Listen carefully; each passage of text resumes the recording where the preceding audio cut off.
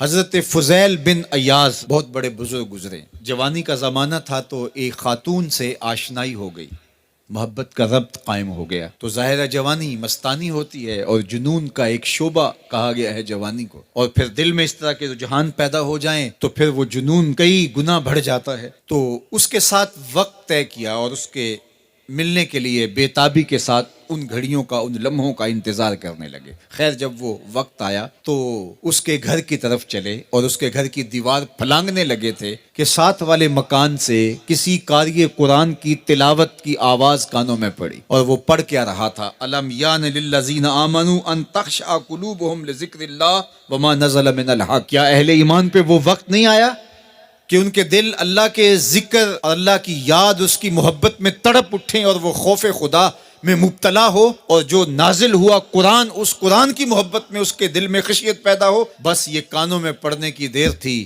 کہ دوبارہ گلی میں چھلانگ لگائی اور کہا میرے اوپر وہ وقت آ گیا ہے، اور جنگلوں کو روتے ہوئے نکلے اور حضرت فضیل بن ایاز پھر ولیوں کے امام قرار پائے۔ اس آیت نے ان کی زندگی بدل دی۔ کسی کی 30 سال، کسی کی 40 برس، کسی کی 50 سال، کسی کی 60 سال زندگی یہاں موجود لوگوں میں سے کسی کی اس سے بھی زیادہ اور کسی کی کم۔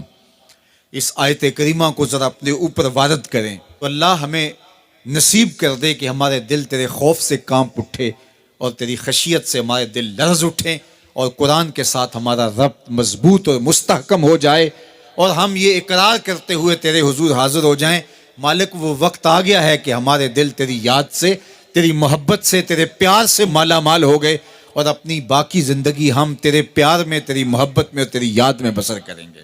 حدیث پاک میں آتا ہے کہ اگر کوئی شخص اللہ کے خوف سے رویا اور اللہ کے خوف سے رونے کی وجہ سے اس کی پلکوں کے بالوں میں سے ایک بال کی جڑ گیلی ہو گئی، تو قیامت کے دن وہ بال کھڑا ہو جائے گا، اللہ یا تو مجھے نکال لے یا اسے جنت عطا فرما دے۔ تو اللہ جل شانہ اس بال کو تو آنکھ سے نہیں نوچے گا، بلکہ اس شخص کو اللہ جنت عطا فرما دے گا۔ اللہ اکبر!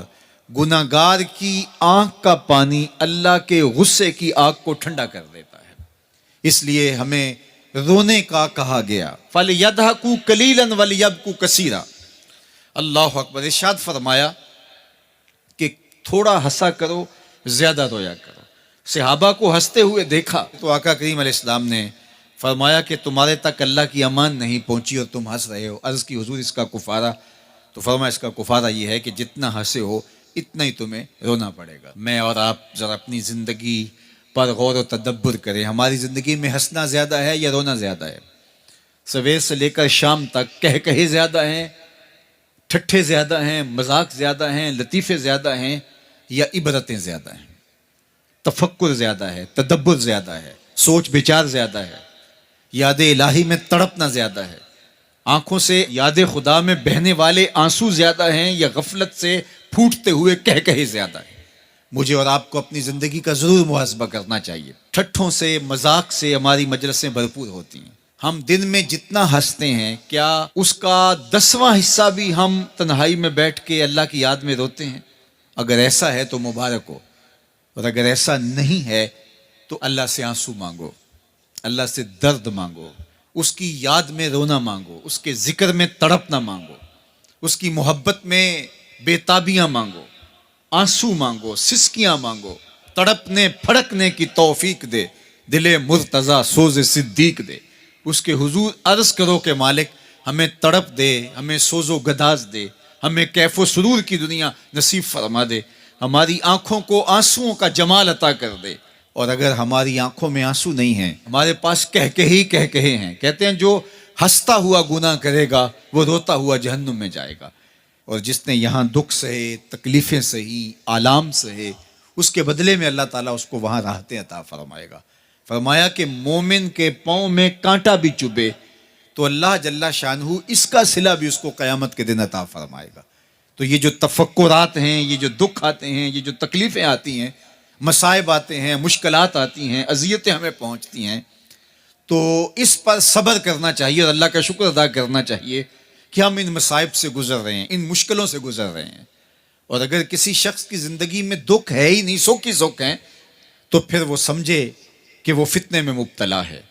اس لیے زندگی کے اندر یہ آنے والی تکلیفیں، زندگی میں ملنے والے دکھ، اذیتیں، یہ اللہ تعالیٰ کی طرف سے ہمارے اوپر ایک انعام ہے، اور اللہ تعالیٰ جل شانہ اس کے بدلے میں ہمیں آخرت میں صلہ عطا فرمانے والا ہے.